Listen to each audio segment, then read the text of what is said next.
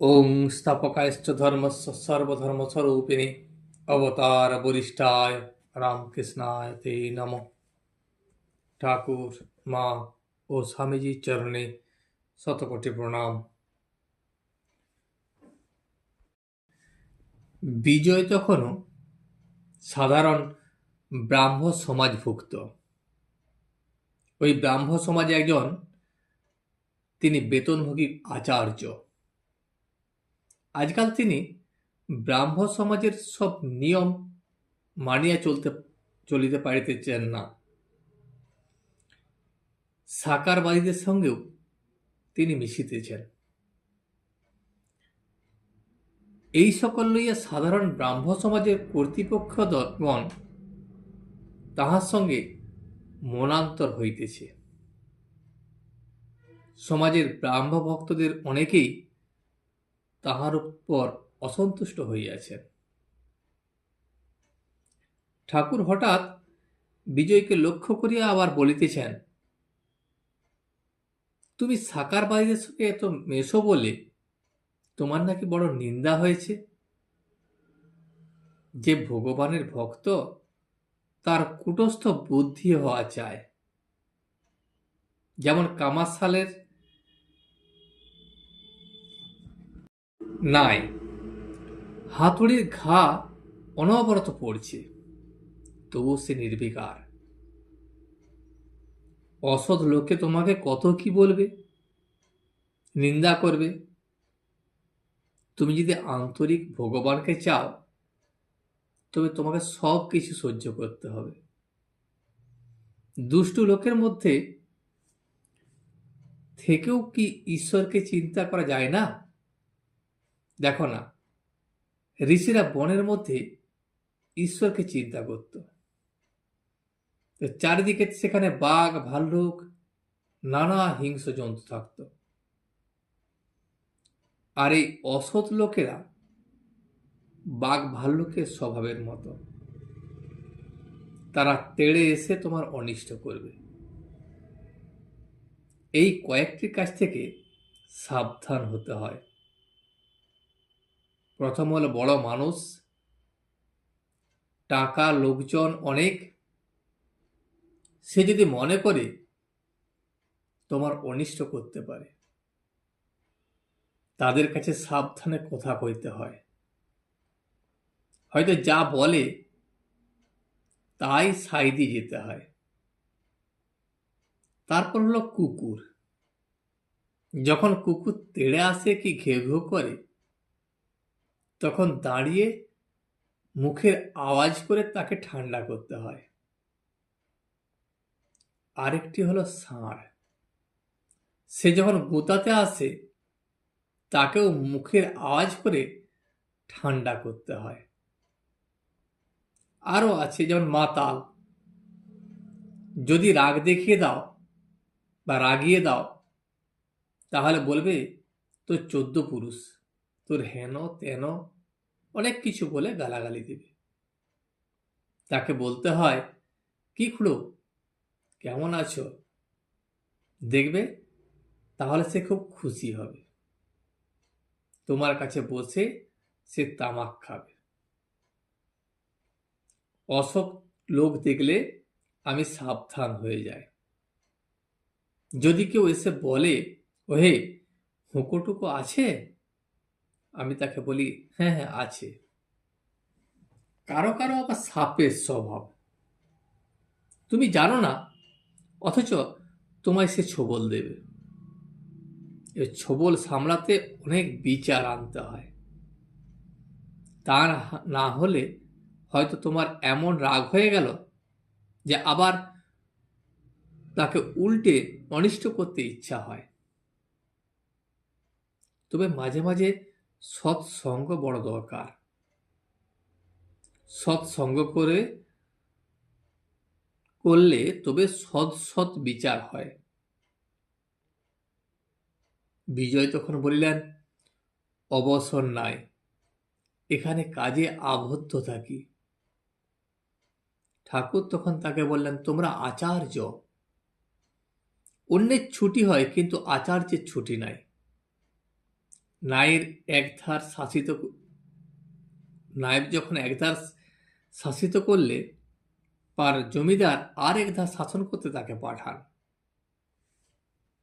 তাই তোমার কোনো ছুটি নাই। বিজয় তখন কৃতাঞ্জলি হইয়া ঠাকুরকে বলিলেন, আপনি আমায় একটু আশীর্বাদ করুন। ঠাকুর বলিলেন, ওইসব তো অজ্ঞানের কথা, আশীর্বাদ আমি কি করব? আশীর্বাদ করবেন ঈশ্বর। বিজয় আবার বলিলেন, আজ্ঞা, আপনি কিছু উপদেশ দিন। ঠাকুর তখন সমাজগৃহের চতুর্দিকে দৃষ্টি নিক্ষেপ করিয়া হাসিলেন এবং হাসিয়া বলিলেন, এ একরকম বেশ, সারে মাতে, সারও আছে আবার মাতও আছে। আমি বেশি কাটিয়ে জ্বলে গেছি। নকশ খেলা জানো? 17 ফোঁটার বেশি হলে জ্বলে যায়। একরকম তাস খেলা, যারা 17 ফোঁটার কমে থাকে, যারা 5-এ থাকে, 7-এ থাকে, 10-এ থাকে, তারা খুব শেয়ানা। আমি বেশি কাটিয়ে জ্বলে গেছি। কেশব সেন বাড়িতে একদিন লেকচার দিলে, আমি শুনেছিলাম। অনেক লোকও সেখানে বসেছিল। চিকের ভেতরা মেয়েরা ছিল। কেশব বললে, হে ঈশ্বর, তুমি আশীর্বাদ করো যেন আমরা ভক্তি নদীতে একেবারে ডুবে যাই। আমি হেসে তখন কেশবকে বললাম, ভক্তি নদীতে যদি একেবারেই ডুবে যাবে, তাহলে চিকের ভিতর যারা রয়েছেন ওদের দশা কি হবে? তবে এক কর্ম করো, ডুব দেবে, আবার মাঝে মাঝে আড়ায় উঠবে, একেবারে ডুবে তলিয়ে যেও না। এই কথা শুনে কেশব আর সকালে হো হো করে হাসতে লাগলো। তা হোক, আন্তরিক হলে সংসারেও ঈশ্বর লাভ করা যায়। আমি ও আমার, এইটি হলো অজ্ঞান। হে ঈশ্বর, তুমি ও তোমার, এইটি হলো জ্ঞান। সংসারে থাকো, যেমন বড় মানুষের বাড়ির ঝি, সব কাজ করে, ছেলে মানুষ করে, বাবুর ছেলেকে বলে আমার হরি, কিন্তু মনে মনে সে বেশ জানে এ বাড়িও আমার নয় আর এ ছেলেও আমার নয়। সে সব কাজ করে, কিন্তু তার মন পড়ে থাকে সেই দেশে যেখানে তার সংসার রয়েছে। তেমনি সংসারে সব কর্ম করো, কিন্তু মনটি রেখো ঈশ্বরের দিকে। আর যেন যে গৃহ, পরিবার, পুত্র, এ সব কিছু আমার নয়, এ সব ঈশ্বরের। আমি কেবল তার দাস। আমি মনে ত্যাগ করতে বলি, সংসার ত্যাগ বলি না। অনাসক্ত হয়ে সংসারে থেকে আন্তরিক চাইলে তাহলেই তাকে পাওয়া যায়। ঈশ্বরকে পাওয়ার জন্য সংসার ত্যাগ করতে হয় না। তোমার মধ্যে যে আমি ভাব আছে, সেই আমি ভাব ত্যাগ করো। বিজয়কে বলিলেন, আমি চক্ষু বুঝে ধ্যান করতুম, তারপর ভাবলুম এমন করলে ঈশ্বর আছেন, আর চক্ষু খুললে কি ঈশ্বর নাই? আমি চক্ষু খুলেও দেখছি ঈশ্বর সর্বভূতে রয়েছেন। মানুষ, জীবজন্তু, গাছপালা, চন্দ্র, সূর্য, এসবের মধ্যেও জলে স্থলে সর্বভূতে তিনি আছেন। আমি শিবনাথকে কেন চাই? যে অনেকদিন ঈশ্বর চিন্তা করে, তার ভিতর সার আছে, তার ভিতর ঈশ্বরের শক্তি আছে।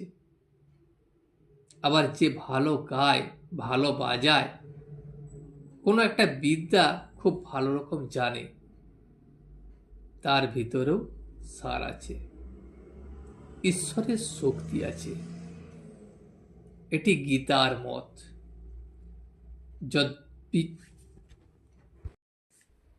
চণ্ডীতে আছে যে খুব সুন্দর, তার ভিতরেও সার আছে, ঈশ্বরের শক্তি আছে। আহা, কেদারের কি স্বভাব হয়েছে, সে এসেই কাঁদে, চোখ দুটি সর্বদাই যেন ছানা বড়া হয়ে আছে। তখন বিজয় বললেন, সেখানে কেবল আপনার কথা, আর তিনি আপনার কাছে আসবার জন্য ব্যাকুল। কিয়ৎক্ষণ পরে ঠাকুর গাত্রোত্থান করিলেন এবং ব্রাহ্মভক্তেরাও নমস্কার করিলেন। তিনিও তাহার দিকে নমস্কার করিলেন। তাহার পর ঠাকুর গাড়িতে উঠিলেন। অধরের বাড়িতে ঠাকুর আজ প্রতিমা দর্শন করিতে যাইতেছেন। আজ এই পর্যন্তই। ভিডিওটি শেষ পর্যন্ত দেখার জন্য আপনাকে অসংখ্য ধন্যবাদ। ভিডিওটি যদি আপনার ভালো লেগে থাকে তাহলে একটা লাইক, কমেন্ট এবং বন্ধুর সাথে শেয়ার করে দেবেন।